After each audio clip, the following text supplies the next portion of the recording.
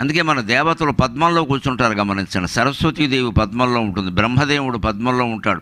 లక్ష్మీదేవి పద్మంలో కూర్చోవడం కాదు, 2 చేతుల్లో పద్మప్రియే పద్మిని పద్మహస్తే పద్మాలయే పద్మదళాయతాక్షి, పద్మమే ఆవిడ జీవితం. ఎందుకు మన దేవతలందరూ పద్మాల్లో ఉంటారు? మనిషి పద్మంలా బతికితే దేవత అవుతాడు, లేదా జీవుళ్లే మిగిలిపోతాడు. పద్మంలా బతకడం అంటే బురదలోంచి పుడుతుంది పద్మం. సమాజం ఎలాగైనా ఉండేయండి, మన కుటుంబంలో కూడా అటువంటి ఇబ్బందులే ఉండనేయండి, మనం అందులో పుట్టాం, మనమేం తప్పు చేయాలి. కానీ అక్కడి నుంచి ఎదగాలి. ఎంత ఎదగాలి అంటే పద్మ ఎదుగుదల గమనించండి. ఎక్కడైనా చెరువులు పద్మాలు ఉంటే ఆగి మరీ చూడండి. సెల్ఫీ తీసుకోవడం కాదు, సెల్ఫ్ దాన్ని డెవలప్ చేసుకోవడానికి, ఆత్మవిశ్వాసాన్ని పెంచుకోవడానికి, సెల్ఫ్ కాన్ఫిడెన్స్ పెంచుకోవడానికి దిగాలి.